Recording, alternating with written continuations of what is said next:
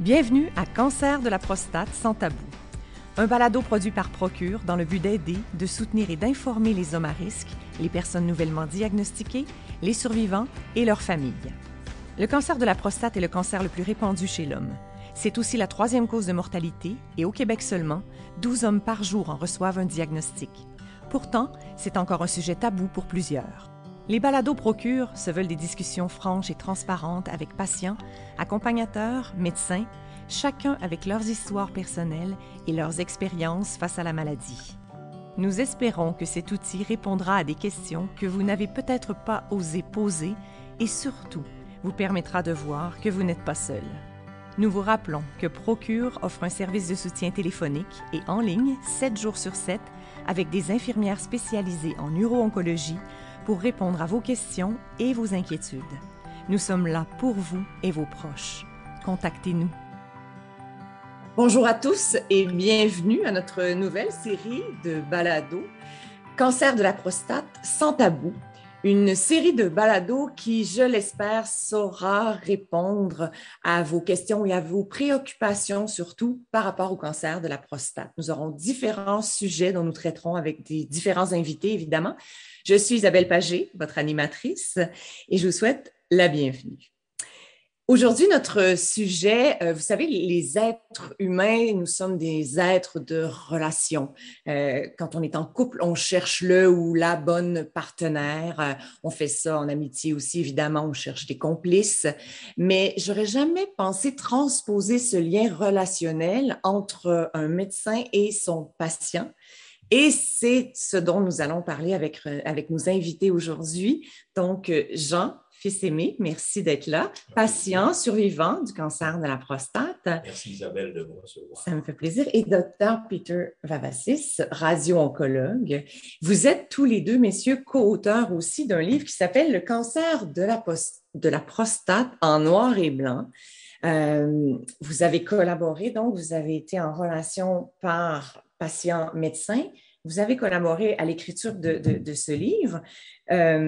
Vous dites que c'est noir et blanc, mais pour l'avoir vécu avec mon papa qui a été diagnostiqué à l'âge de 49 ans du cancer de la prostate, il y a beaucoup de zones grises dans le cancer de la prostate. D'abord, Jean Fils-Aimé, j'aimerais vous entendre par rapport à...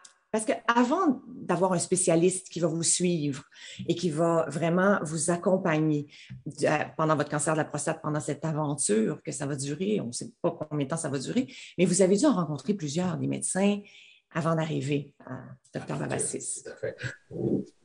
Est-ce que je peux te tutoyer? Bien sûr, bien sûr. Parce que je vais appeler Peter. Peter, pour moi, ce n'est plus Dr Vavassis. Nous sommes devenus deux bons amis, deux frères. Au fil des années, ses enfants me considèrent comme un oncle, donc je suis un ami de la famille. Et son chien me reconnaît à plusieurs mètres déjà. Bon. Effectivement, c'est drôle. Moi, tout ce qui est hôpital, tout ce qui est médecin, j'aime pas ça parce que j'ai une histoire. Je suis un prématuré et donc lorsque je suis né avec beaucoup de boutons sur le corps. Mon père a été arrêté par Duvalier et lorsque une amie indélicate est venue raconter la chose à ma mère, donc elle a rompu les os, je suis né 3 semaines avant terme. Et donc, toute ma vie, je devais recevoir au moins une piqûre par semaine à l'hôpital. Et donc, j'associe médecin, hôpital à torture. En sorte que j'ai toujours tout fait pour me tenir loin de tout ce qui est médecin, de tout ce qui est hôpital, etc. Mais la vie va décider autrement. Peter et moi, nous sommes de bons amis, nous avons écrit un livre, etc. Oui, j'ai eu plusieurs médecins, entre autres un médecin de famille qui m'avait dit, écoutez, à 40 ans et plus, il faut faire un check-up annuel, etc. Bon, voilà, puisqu'il était sympathique, j'ai accepté. Il m'a envoyé faire un APS, il a trouvé que c'était pas normal, c'était un peu élevé. Il m'avait dit, OK, vu que c'est un premier, tu dois en faire un dans 6 mois. Je suis pas retourné dans 6 mois, ça dit quelque chose à Peter. Parce que je dis, ah, mais c'est correct, j'ai rien. On le connaît jamais. Oui. 1 an plus tard, je suis retourné, l'APS était encore plus élevé. Et là, il dit, ah, non, c'est sérieux. C'est combiné désormais avec un toucher rectal. Il dit, ah, ouf. Il faut faire une biopsie. Et là, je fais la biopsie, 19 prélèvements, je pense, et il y avait un prélèvement qui avait un tissu cancéreux. C'était pas grave, mais il fallait faire quelque chose. Et donc, le médecin qui m'a présenté les résultats me dit, voici les choix.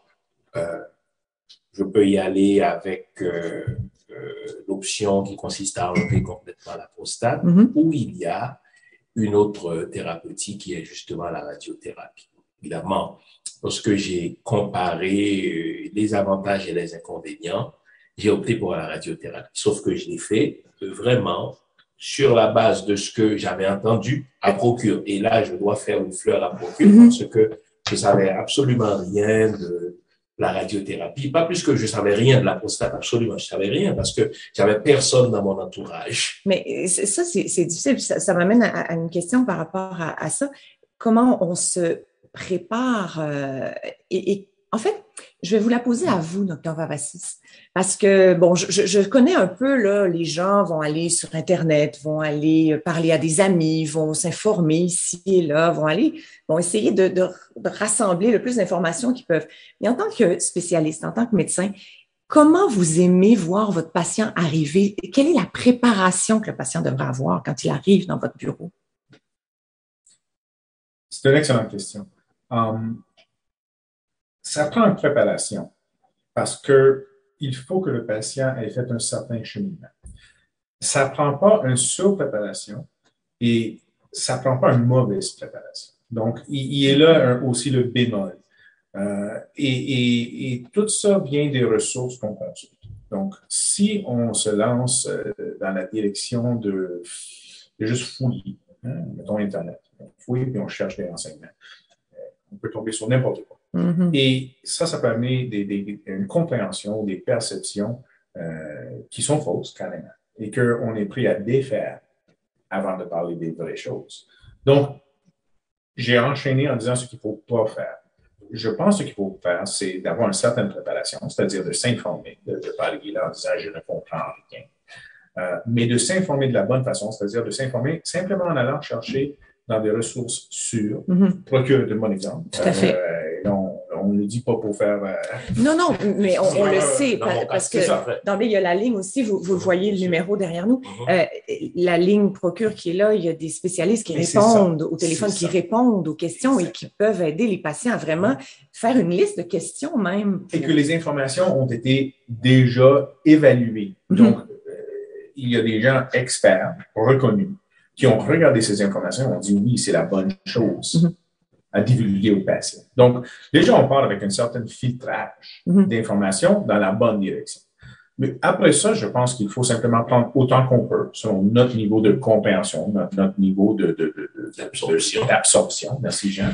Et ensuite, on arrive, puis on pose nos questions. On prépare des questions, puis on les pose. Le spécialiste n'est pas là. Procure n'est pas là pour faire le travail du médecin pour qu'on ait à moins travailler. Le but ici est simplement que le patient arrive avec une certaine notion et les bonnes questions, qu'on puisse répondre à ça. Mais c'est parce que aussi, quand vous arrivez avec le diagnostic, on vous l'annonce en tant que patient, on entend le mot cancer, on a beau être en 2022 puis l'avoir entendu maintes et maintes fois, ça sonne, ça cogne. D'autant que dans mon cas, à part le fait que, comme je viens de le dire, je suis un prématuré, donc j'avais des boutons sur le corps, donc je prenais une piqûre par semaine, mais j'ai jamais été malade. Et donc, lorsque la secrétaire de l'urologue m'a appelé pour me dire que l'urologue veut me rencontrer, ben voilà, j'allais un peu de fantaisie, je revenais de vacances, ok, bon, c'est un autre rendez-vous de chez le médecin, mais pas plus que cela. Et là, lorsqu'il m'a dit, tiens, j'ai un cancer, cancer pour moi est synonyme de mort, parce que oui, bien sûr, il y a cancer de ceci, cancer de cela, mais on entend d'abord le mot cancer, d'autant que dans mon cas, j'avais aucune préparation, on va dire, en matière de recherche là-dessus. En attendant de recevoir les résultats de la biopsie, moi, je savais que j'étais correct, donc je ne suis pas allé sur Internet lire au cas où. En sorte que lorsque l'urologue m'a dit que je l'avais, il m'a remis un livre.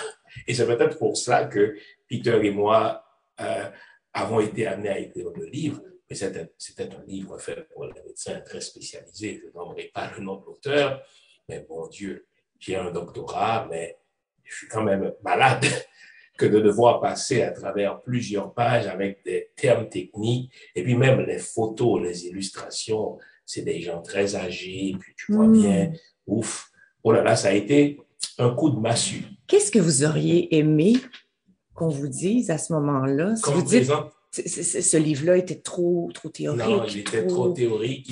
Vous voulez entendre quoi à ce moment-là? Ce que je voulais entendre, c'est pas pour lui faire une fleur, c'est ce que je vais entendre de lui, Peter.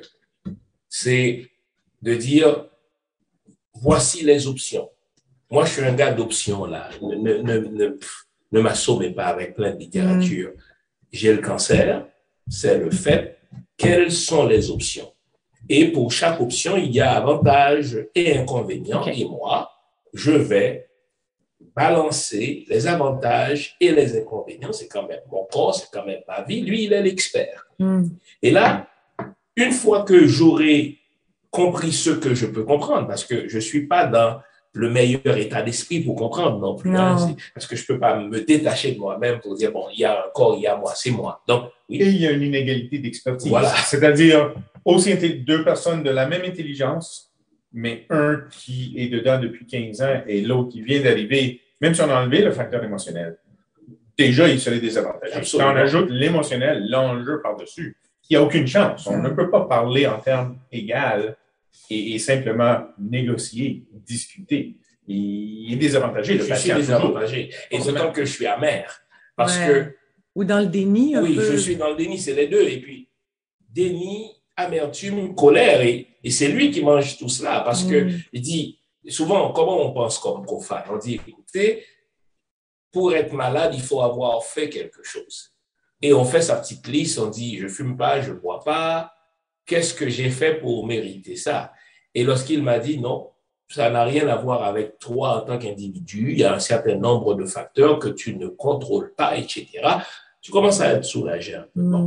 Et là, et c'est ce que je n'ai pas trouvé dans le livre, peut-être que c'est dit dans le livre, mais c'est tellement dilué dans plein de considérations théoriques que non, on aurait pu écrire ça en 10 pages pour me dire, voici l'état de la gravité, voici les options, avantages et inconvénients. Et là, si j'avais toutes ces informations-là avant de rencontrer Peter, je serais venu avec des questions plus intelligentes. Si bien que dans ma deuxième rencontre avec lui, après qu'il m'a présenté la chose en des termes simples, j'ai compris. J'avais mes préjugés vis-à-vis de lui, parce qu'au début, il est trop élégant, il est trop jeune. Je dis, est-ce que c'est un vrai docteur ou bien un mannequin? Oui, vous avez douté. Oui, bien sûr. Il arrive d'ailleurs, je suis assis dans sa clinique comme ça. Il arrive d'un autre bureau de l'hôpital Maisonneuve-Rosemont, mais j'ai eu le malheur de le voir arriver. Il arrive très élégant, un sac en bandoulière. Moi, ce n'est pas l'image que je me fais du médecin qui va traiter un cancer. Non, mais c'est drôle, on a jamais de préjugés. Et ma conjointe était à côté de moi. On se serre les mains et puis on dit, mais c'est pas vrai. J'espère que c'est pas lui. J'espère que c'est pas lui. Il m'a même parlé incrédible. Puis en tant que spécialiste, Dr. Vavassis, qu'est-ce que vous... Parce que là, Jean dit clairement, j'ai eu besoin de temps. Est-ce que vous avez le temps de donner du temps aux patients? Ça, c'est une question extrêmement piégée, dans le sens que... C'était pas mon but. Je sais. Dans le sens que c'est certain que la réponse est non. Et si tu regardes ça d'un point de vue de gestionnaire, d'un hôpital, d'un département, la réponse gestionnaire ou chef serait toujours, ils vont toujours vouloir plus de temps. On va passer 2 heures avec le patient, 4 heures, la fin de semaine. Ça serait l'idéal. Donc, ça ne finira jamais. Donc, il y a un équilibre. La vérité, c'est que non, on n'a pas assez de temps sur le volume de patients qu'on doit voir pour donner le temps qu'on veut. Parce que une partie de ce temps-là peut être que je t'annonce quelque chose et ça te prend 15 minutes de silence, où tu te mets à pleurer et que j'attends respectueusement, idéalement. Mais là, ce qui arrive habituellement, c'est que le patient dit « Oh, je m'excuse, c'est lui les yeux, je ne veux pas faire perdre du temps. » Il le sait que la salle d'attente est pleine. Il vient d'attendre 1 heure de plus qu'il devrait parce que je suis en retard des autres. Ouais. Donc, les patients sont gentils l'un envers l'autre. Donc, lui, il s'empresse. Donc, ça défait toute cette notion-là. Par contre, une chose que je pense est primordiale, c'est que personne ne peut forcer un patient de prendre sa décision, sauf oui ou moi, on s'entend. Hein? Ouais. Il faut que je t'opère, sinon tu meurs dans 10 minutes. Bon, décide. Là, il faut choisir. C'est maintenant. Mais sinon, et dans le cas de Jean, écoute, voici les options, on en discute, parfait. J'imagine que vous n'êtes pas prêt à prendre une décision. Et en plus, je vous recommande pas de prendre la décision comme ça, sur le vif. Allez chez vous, réfléchissez, discutez avec votre famille. Informez-vous. On peut se parler dans 1 semaine ou 2. Et c'est ça qui est arrivé. Je l'ai reconvoqué, je pense, 2-3 semaines plus tard. Peut-être un mois. Un mois. Puis, il avait réfléchi. Puis là, quand il est revenu, c'était une autre personne. C'était très intéressant parce qu'on a vu la transformation qui a eu lieu. Parce qu'à ce moment-là, on n'avait pas une relation interpersonnelle. Non. C'était une première rencontre. On est au début qu'on a compris qu'il ne vous voulait pas comme médecin. Exactement. Donc là, exact. Oui, parce qu'il n'entrait pas dans mon profil de médecin qui doit traiter un cancer. Je m'attendais à voir un vieux médecin, puis c'est les gants, machin. Ça veut dire quelqu'un qui semble être tellement plongé dans son travail que il ne peut pas faire autre chose. Il ne peut pas faire autre chose, mais lui, je vois bien, c'est un homme élégant, machin. Je dis, mais il semble avoir une vie en dehors de cela. Et donc, lorsque je l'ai vu, mon premier réflexe a été, est-ce que c'est un vrai? Comment il se fait le processus quand vous retournez chez vous pour dire, bon, mais ça va être mon médecin, je l'accepte, comment on s'ouvre à ça? C'est son honnêteté. Au début, à la première rencontre, je lui pose des questions comme si c'est lui qui était responsable de mon cancer. C'est comme lorsque la météorologue annonce un mauvais temps. On est fâché contre la météorologue, mais ce n'est pas elle qui est responsable. Elle nous l'annonce seulement. Eh bien, Peter, c'est lui qui mangeait un peu toute ma colère contre la nature. Et puis là, mais il est resté très affable, très sympathique. C'est comme s'il est habitué à ce genre de ressentiment-là. Il ne l'a pas pris personnel, il me comprend, et puis il répondait à mes questions, parce que je suis à la fois très intuitif, mais très rationnel aussi. Ça veut dire, si quelqu'un me baratine ou bien me bullshit, mais je vais le voir tout de suite là. Non, lui, il apportait les réponses selon l'état de la science. Et là, il n'essayait pas de me dire ce que je voulais entendre, il me disait ce que la science disait en ce moment-là. Et donc, ça m'a rassuré. J'ai dit, OK. Et là, il me dit, je vous donne jusqu'à 1 mois pour réfléchir sur les diverses options et je suis là. Très bien. Parlons-en des options. Oui. Vous en aviez quelques-unes. Oui. Dr Vavassis vous a communiqué un peu là, les grandes lignes. Oui. Vous êtes allé vous informer. Vous avez fait un choix. Oui. Était-il d'accord avec Au votre début, choix? non. Parce que c'est un homme de science, c'est un scientifique. Lui, il va me dire, Jean, et puis Peter, maintenant que nous sommes devenus amis, Peter pense toujours en plan A, plan B, plan C, plan D. C'est-à-dire, si le A échoue, on a un B. Moi, je ne suis pas comme ça. Je suis du genre, je vais évaluer le risque. Je n'aurai pas de plan B. Je vais faire ça exactement. Ça va fonctionner. Ça va fonctionner. Et puis, si ça ne fonctionne pas, c'était dans mon destin et j'assume. OK. Dans mon cas, Peter me dit, Jean, vu ton âge, vu l'état de la gravité… Vous aviez quel âge? Quel âge j'avais en ce moment? C'est lui. 48. 48, OK. Oublie-moi, c'est merci, désolé. Donc, il me dit, Jean, dans ton cas, et là, il m'explique, il dessine. Et dans le livre, c'est vrai, dans le livre, c'est vraiment lui qui dessine. Ça ne vient pas d'un ordinateur. Il me dit, Jean, voici l'état de ton cancer. Ce serait préférable que tu prennes, comment ça s'appelle, l'option qui consiste à arracher là. Mon cerveau. La prostatectomie. Je rejette toujours ce mot. Prostatectomie. Oui, plutôt, prostatectomie. Il me dit, si tu veux, oui, dès le début, il me dit, si tu optes pour ce choix-là et que ça ne marche pas, on a un deuxième plan. Ton deuxième plan, si tu le prends en premier et que ça échoue, j'ai pas de plan B. Et Peter est un gars de A, B, C, D. Même sa femme qui est devenue mon amie, Peter a des plans sur A, B, C, D, sur tout l'alphabet. Tous les sujets. Ah oui, si ça échoue, on fait ça. Moi, je ne suis pas comme ça. Okay. J'entends les inconvénients. Je suis un gars de 48 ans. Ma sexualité, elle est importante. La prostatectomie arrache, la chirurgie voilà. Arrache ça. Et puis, pendant un certain temps, au niveau de ta bande, on va se dire les vraies choses, ça baisse un peu. J'aime moins ça. J'ai dit, mais l'autre option, Jean, tu n'as pas tous ces inconvénients-là, sauf que ça durcit, puisque ça brûle, c'est quand même la radio. C'est la radiation, ça brûle une partie enfin, c'est lui qui connaît les termes, mais si ça ne marche pas, on ne peut pas revenir en arrière pour dire on va prendre la A. OK. Et là, il me présente les chiffres. C'est aussi un gars de chiffres, de statistiques, etc. Mais je dis, il me semble qu'au niveau des statistiques, j'ai 90% de chances que ça marche, autant que dans l'autre. Donc, si pour les 10%, ça ne marchait pas, c'est que c'était dans mon destin que ça ne marchait pas. Et lui, il a tout fait pour essayer de me ramener à A pour qu'au cas où A ne marche pas, je puisse tomber à B. Et j'ai dit non, ce sera B. C'est ce que j'allais vous demander. On fait quoi avec un patient qui est très clair dans son choix, mais avec lequel on n'est pas vraiment d'accord? Je vais nuancer. Si je ne suis pas d'accord avec un traitement, je ne vais pas le faire. Je vais référer le patient à un autre médecin pour la deuxième opinion. Tu as fait le tour des oncologues de l'île, les personnes veulent le faire, mais clairement, ce n'est pas le bon traitement et tu es en train de faire un mauvais choix. Donc, si je ne suis franchement pas d'accord, je ne vais pas le poser. Mais je ne vais pas bloquer le patient, je vais le référer à un collègue.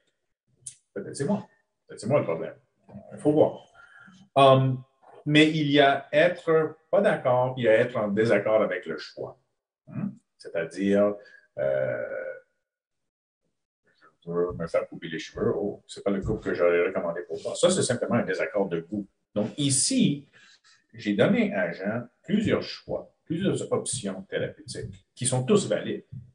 Celui que j'aurais pris n'était pas celui qu'il a choisi. Et ça, il faut le respecter parce qu'il choisit dans la validité. S'il m'avait dit, finalement, moi, je vais aller manger du poisson, j'ai entendu que ça guérit le cancer de la prostate. Moi, là, je veux dire, c'est pas moi qui vais aller t'acheter du poisson et t'accompagner là-dedans. Okay. C'est pas ça. Non, on parle de traitements mais on parle de vrais qui traitements sont valides. quand même valides. S'ils sont valides, ils sont bien. J'ai aussi des patients qui viennent avec une maladie à très haut risque, qui disent, j'ai entendu que je peux me faire opérer. Le chirurgien ne veut pas t'opérer parce que c'est pas propice à ça. Je ne pense pas que c'est une bonne option. Le chirurgien ne va pas t'opérer parce que tu le demandes, parce qu'on n'est pas au restaurant en train de commander. D'accord. Donc, c'est ça la nuance à faire. Mais Jean n'a pas fait un choix qui est un mauvais choix médical. Il n'a simplement pas fait le choix que j'aurais fait.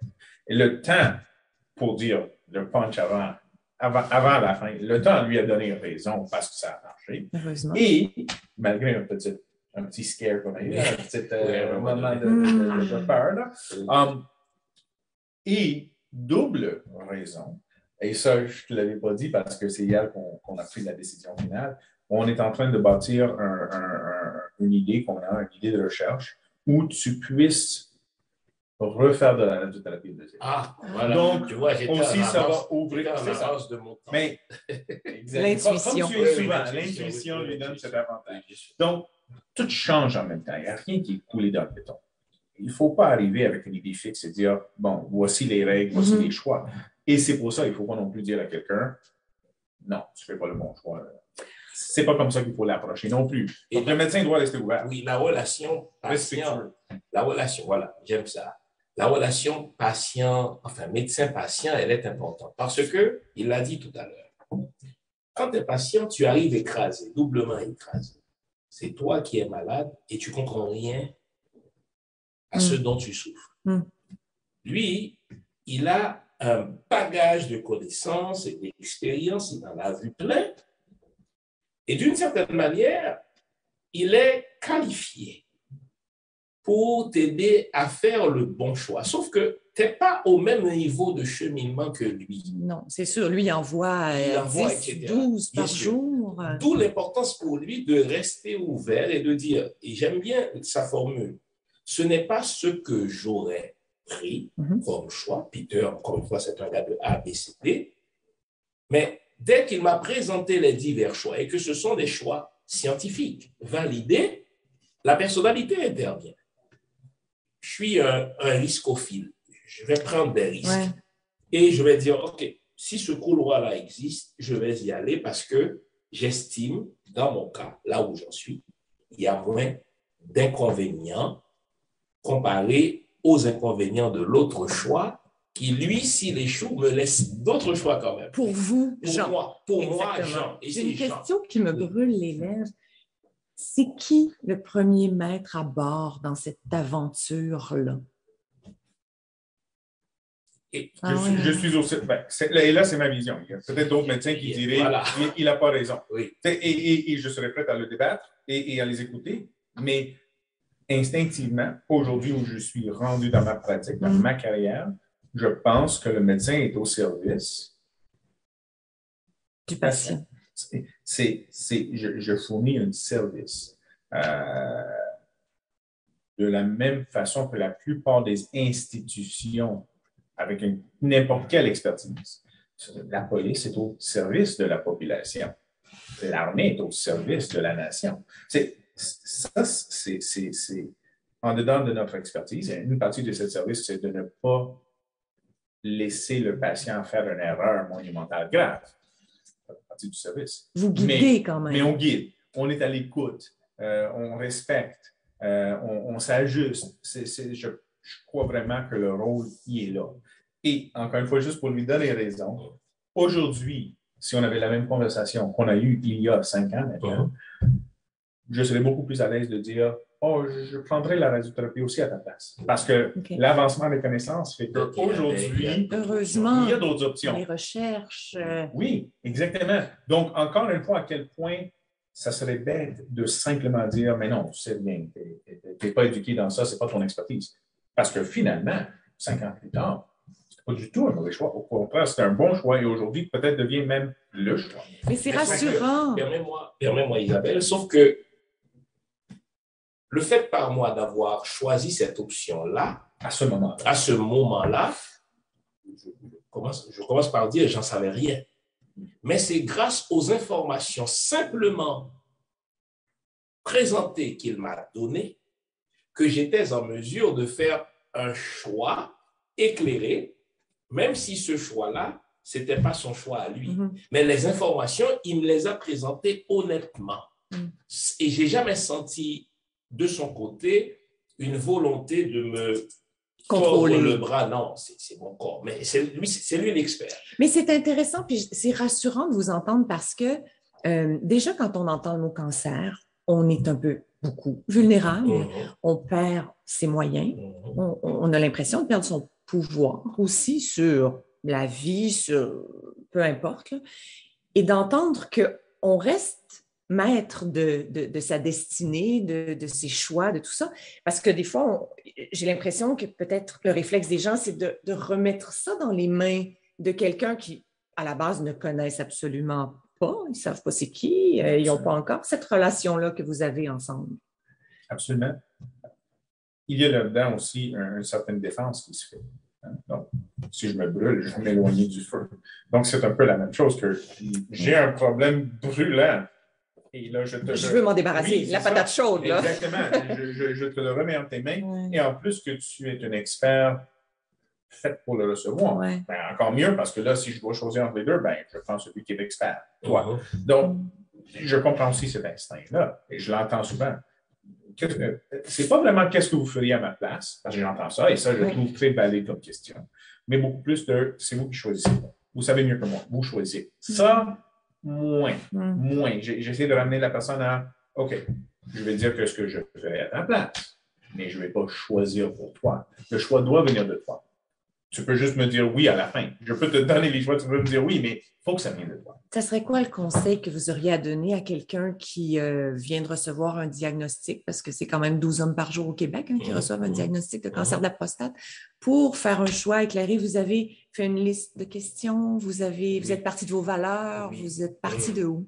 Voilà. Je ne dirai jamais le nom de mon neurologue, et ce n'est pas pour le faire mal paraître, il fait de son mieux. Lorsque mon neurologue m'a annoncé mon diagnostic, il avait la tête par terre. Il m'a dit, Monsieur Ficellet, vous avez le cancer, c'est pas grave. Étant donné le niveau de gravité, je vais vous remettre un livre, lisez-le et rappelez-moi dans un mois pour dire ce que... Non, c'était un ordinateur pourrait me dire ça. Et il aurait pu vous appeler au téléphone. Oui, bien sûr, non. N'oublions pas, hein, le patient n'est pas un corps, c'est un humain, avec des sentiments, avec des vulnérabilités, avec ses hauts et ses bas. D'autant que dans mon cas, 48 ans, je n'ai jamais été malade. Je ne m'attendais pas à recevoir ce diagnostic-là. Et mon neurologue, peut-être qu'il avait ses problèmes aussi, parce que souvent on oublie que le médecin est aussi un humain. Il a ses maladies, il a ses vulnérabilités. Et j'ai appris par la suite qu'il était malade aussi. Il a une femme, il a des enfants. Donc, oui, il y a un contexte. Il a un contexte. Et je ne peux pas le blâmer, lui, pour le message qu'il m'avait envoyé là. Donc, on est en train de se parler, c'est-à-dire comment ça devrait se faire dans le rapport patient-médecin. Mais on s'attend à avoir un peu plus d'empathie. Étiez-vous seul quand vous êtes allé? J'étais seul parce que je ne m'attendais pas à avoir ce diagnostic-là. Je pensais que c'était un résultat de routine. Parce que si j'avais un historique de maladie, je revenais de vacances, ça faisait un jour que je revenais de croisière. Confiant. Oui, confiant. Mais voilà, bien. Parce que Peter nous le dira lorsqu'il s'agira de présenter l'aspect technique de la chose, mais la prostate est une maladie silencieuse, insidieuse, vicieuse. Au moment où vous vous rendez compte, c'est qu'il est déjà trop tard. Et donc, moi, j'avais absolument, à part le fait d'uriner souvent, etc., et à ce moment-là, uriner souvent, pour moi, n'allumait pas des lumières dans mon cerveau, puisque je ne savais pas à quoi associer cela. Donc, moi, j'étais confiant, j'étais en santé, je ne m'attendais pas à ça. Donc, je suis allé recevoir le diagnostic seul. Et mon médecin n'a pas, encore une fois, je ne le blâme pas. On est en train de réfléchir rapport patient-médecin. Il n'a pas fait montre de cette empathie-là, ne serait-ce que de faire ça. Il n'y avait pas de pandémie alors. À refaire, vous iriez seul encore ou vous seriez accompagné? Non, j'aurais été accompagné. Oui, bien sûr. Oui. Absolument. Oui. Et c'est intéressant d'entendre les gens parler parce que je connais les acteurs de cette drame-là. Mais non, mais de cette drame, de ce qu'on a vécu. Je connais les acteurs, je connais les gens derrière, je connais leur qualité, leur grande qualité. Je suis choyé, je travaille avec un groupe de médecins qui sont fantastiques. Une partie de toute réalité est la perception de l'observateur. Donc, si personne ne regarde, il n'y a rien qui se passe. Si quelqu'un regarde, mais quelque chose se passe basé sur ce qu'il voit et qui peut correspondre à ce qu'un autre verrait ou non. On a ici un être humain qui va rencontrer un autre être humain. L'autre être humain lui donne des nouvelles qu'il n'attendait pas, premièrement, qui sont très mauvaises, qui bouleversent la vie. Donc, il n'y aurait pas de façon de bien faire ça, on s'entend. Premièrement. Et deuxièmement, il n'y a en plus aucune préparation parce qu'il ne s'attend pas à ça. C'est-à-dire, c'est sûr que si tu te promènes avec une grosse plaie et tu attends le diagnostic de la plaie, mais là, c'est évident qu'ils ne vont pas te dire qu'il n'y a pas de plaie. Il y a une plaie, on la voit. Mais ici, comme il dit, c'est silencieux la prostate. Donc, il s'attend de se faire dire, finalement, la biopsie est négative, on fera un autre dans 2 ans, bonne journée. On surveille ça. Donc, il y a ça aussi qui amène que la perception du patient, dans ce cas, mais dans la perception de chaque patient, va être très particulier par rapport à cette annonce-là, cette nouvelle. Le médecin doit s'ajuster à ça, c'est certain. Le patient doit aussi, dans sa préparation, et c'est là où il peut avoir une meilleure préparation, se préparer, si j'entends ça. Et là, les fameux plans de Peter. Si j'entends ça. C'est excellent. Donc là, accompagner. Et ça serait intéressant d'avoir déjà été sur le site de Procure regarder, s'informer. Parce que là, tu dis, ça se peut qu'on me dit cancer de la prostate. Et si je suis face à ça, qu'est-ce que je vais faire? Comment je vais réagir? Est-ce que je suis accompagné? Quelqu'un qui écoute en même temps que moi? Est-ce que j'ai quelques questions de base? Peut-être la question, c'est quoi la prochaine étape? Mais au moins, tu vas poser cette question. C'est une question. Mais cette préparation-là a une valeur validée. De se faire accompagner est primordial. Ça fait une grosse différence d'avoir quelqu'un sur qui on s'appuie. Moi, j'en aurais une question. On est là pour ça. Une seule? Bien, ça serait ma première. Puis j'ai comme un malaise à la poser, mais je vais la poser parce que si j'étais devant vous avec mon mari, mon fils, mon père, et qu'on annonçait à un de ces hommes de ma vie-là qu'il a le cancer de la prostate, ma première question, ça serait, Docteur Vavassis, est-ce qu'en 2022, on meurt du cancer de la prostate? Donc, ce n'est pas une question de date, autant que c'est une question de stade, à quel moment on l'a attrapé. C'est-à-dire, si en 2022, on vit comme si on était en 1922, pas de dépistage, pas de médecin, pas de questions, pas rien jusqu'à temps que je ne peux plus marcher. Bon, bien, c'est certain que là, on meurt du cancer de la prostate. Okay. Par contre, et là-dedans, il ne faut pas penser que chaque patient qui a une maladie grave a négligé non plus. Il y a simplement des gens malchanceux où ça a été très, très rapide. Ils n'ont eu aucune chance. Tout à fait. Mais si on veut mettre tous les chances de notre bord, on se fait suivre, on se fait dépister, on se fait surveiller. Passé 50 ans, on a un médecin avec qui on prend contact régulièrement. C'est normal. C'est un parcours normal de la santé de l'être humain. Donc, dans un pays développé. Dans un pays développé, encore une fois. Bien dit, absolument. Un luxe qu'on a au Canada. Dans ce contexte-là, attrapé à son début, notre taux de guérison pour le cancer de la prostate devrait être autour de 90%. Wow. Et qui est excellent. Et probablement les gens qu'on échappe un peu, que la maladie revient, c'est probablement des gens qui avaient une maladie plus avancée qu'on pensait et que nos instruments d'aujourd'hui n'ont pas pu déceler à temps pour faire le traitement approprié. Donc, on les a sous-traités un peu en pensant que ce n'était pas aussi avancé. Ils étaient juste sur le bord. Donc, il y a juste quelque chose qui a été manqué. Mais là, je ne parle pas de manquer par erreur. Je parle de, dans la capacité du possible, c'était quelque chose qu'on ne pouvait pas prévoir, comme, pour reprendre l'exemple de la météo, si on avance, à chaque semaine qu'on avance, la météo devient moins précise. Ce n'est pas la faute à personne, c'est les modèles sur lesquels on travaille. Donc, c'est un peu dans ce sens-là. Mais la réponse rapide, la réponse courte, est qu'en 2022, avec un bon système de santé comme on a au Québec, on devrait se retrouver que la vaste majorité des gens qui font face à la prostate peuvent s'en sortir avec un bon résultat. Et ça, c'est précisément ça qui nous avait dit.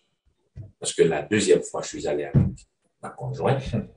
Et puis là, c'est un bouffon de respiration. Parce que tu dis cancer dans la tête de toute personne non préparée comme moi. Parce que moi, je n'avais jamais lu sur la prostate, je n'avais jamais lu sur. Et pourquoi le faire? Oui, pourquoi le faire? Parce que il n'y avait aucun intérêt.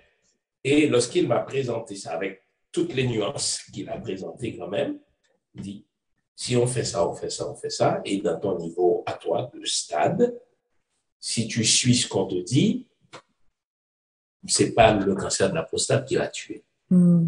Et c'est la phrase qu'on veut entendre. Oui, hein? Parce qu'il prend le temps de nous présenter l'état de la science. Donc, c'est pas du baratin qu'il fait, mais il dit, étant donné l'état de la science, étant donné le système dans lequel on est privilégié quand même. Ça, moi, je viens d'Haïti, ça va plus de 10 000 personnes sur une population de 14 millions n'ont pas accès à une personne qui travaille dans un personnel de la santé. Donc, moi, je suis privilégié que d'avoir médecin de famille, médecin, spécialiste, etc. Donc, waouh!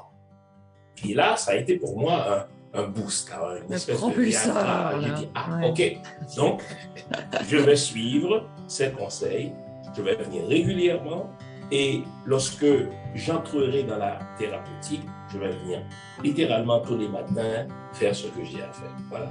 Vous avez des questions, des préoccupations, des inquiétudes?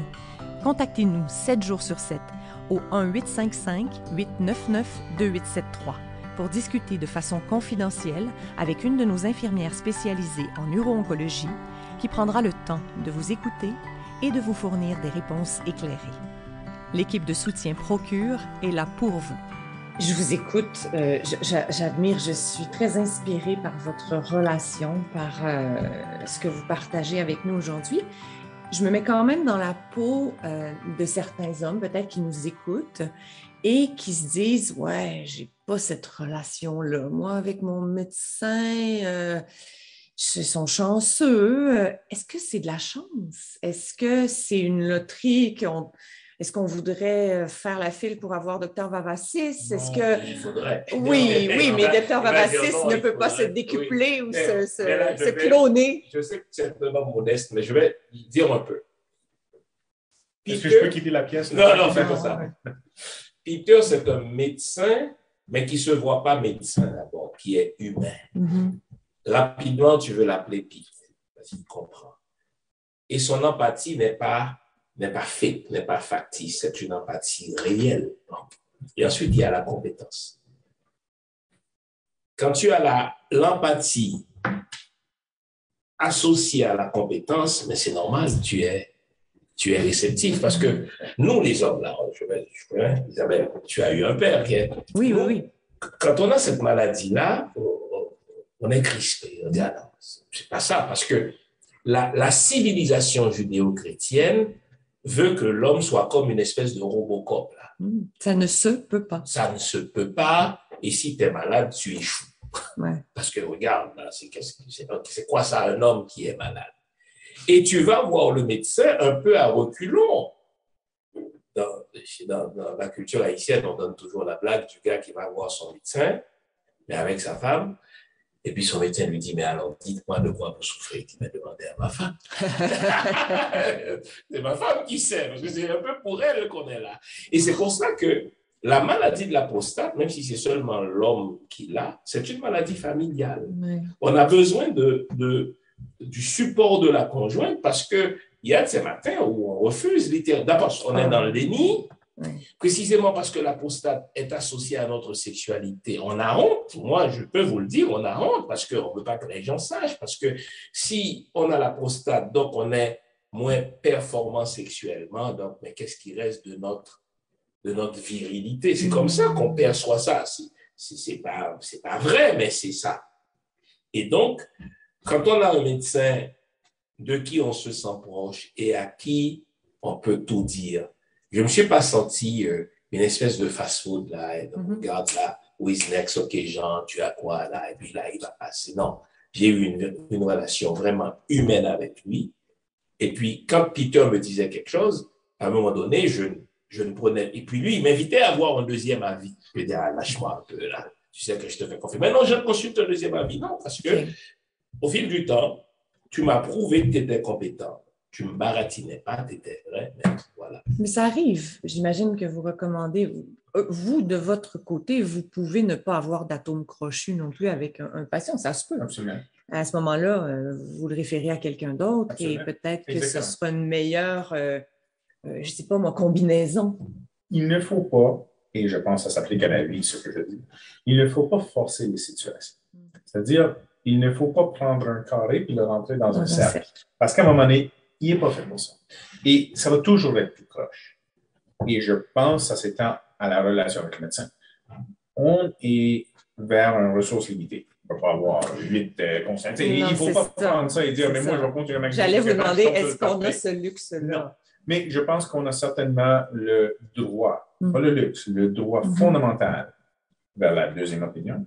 On a le droit fondamental vers une certaine sérénité dans la relation. Ça n'a pas besoin d'être l'amour, mais un respect mutuel, la communication, mot qu'on a déjà partagé, hein, la communication, la capacité. Oui, du patient, là, c'est important. Et c'est là que ça, oui, si on n'a pas ça, je pense qu'il faut être honnête avec son médecin et dire, écoutez, moi, de mon côté, je ne suis pas à l'aise. Il faut avoir la capacité de faire ça parce que l'enjeu est rien de moins dans ce cas-ci que la vie de quelqu'un. Mais même si ce n'est pas la vie et c'est simplement une santé autre, c'est quand même un enjeu. C'est quand même un enjeu majeur. Je ne ferais pas affaire avec un magasin que je ne me sens pas bien accueilli. Il ne faut pas avoir peur d'exprimer ses besoins, je crois. C'est ça. En et de tant le que communiquer patient, aussi. de le communiquer aussi. Ce n'est pas juste ton médecin toujours de « êtes-vous bien? Est-ce que vous êtes content? Est-ce que vous êtes satisfait? Est-ce que vous comprenez? » Oui, il y a ce rôle-là, le médecin. Mais au patient aussi, de dire, écoutez, docteur, je ne suis pas d'accord. Ou, merci pour l'explication, je ne comprends pas. Oui, il ne faut pas avoir peur de le dire qu'on ne comprend pas. Mais parfois, on a honte de le dire. Parce que, n'oublions pas, hein. C'est pour ça que vous amenez votre femme. Tout à fait. Ou Oui, votre fille. Parce que le médecin, il est perçu comme celui qui sait tout. C'est normal. Il est celui qui a étudié pour tout me dire sur mon corps. C'est très drôle parce que ça m'arrivait d'accompagner papa à ses visites chez le médecin. Premièrement, il ne disait pas tout. Il oubliait de dire qu'il était tombé, il oubliait de dire qu'il y avait des maux de cœur, il oubliait de dire, il oubliait, c'est un grand mot. Et ça m'arrivait de le regarder puis de faire, pas sûr qu'il a compris. Et là, je posais la question naïvement au médecin, qu'est-ce que vous voulez dire? Je suis pas sûre, moi, je comprends pas. Non, vraiment, pouvez-vous répéter ou me l'expliquer? Nous, on le dirait jamais comme ça parce que déjà, le gars, n'oublions pas, le médecin, dans la société, ça a toujours été comme ça, dans la société occidentale, il est placé là. Oui, c'est vrai. Il sauve des vies. Oui, il sauve des vies. Et moi, je suis le malade.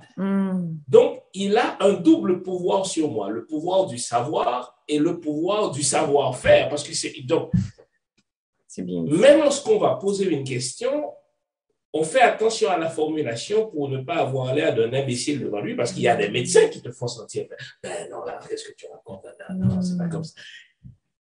Et c'est pour répondre à ta question, Isabelle, qu'est-ce qu'il faudrait avoir comme ingrédient dans la relation patient-médecin? Parfois, le médecin donne l'impression au patient que sa question est bête. C'est à la limite imbécile. Moi, là, je suis PhD, mais je n'avais jamais lu pas une seule ligne sur la prostate. Ça ne m'intéressait pas. Je faisais tout pour ne pas avoir à lire là-dessus. Donc, moi, quand on me parle de ça, je ne savais rien là-dessus. Rien et rien et rien. Mais c'est normal.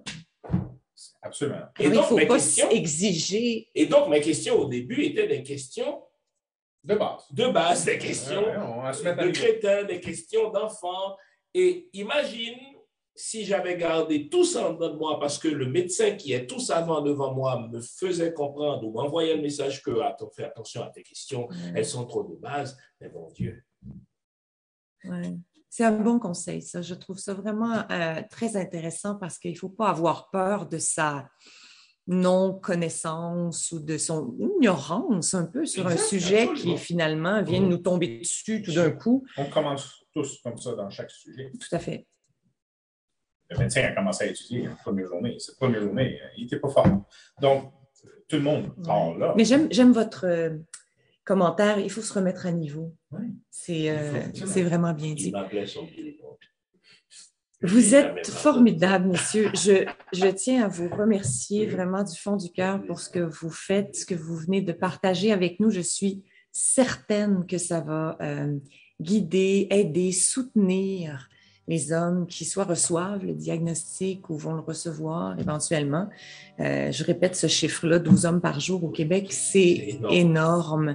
Alors, tout le monde connaît quelqu'un dans la famille, dans le milieu de travail, qui a eu ou a un cancer de la prostate ou qui l'aura, évidemment. Alors, je vous remercie.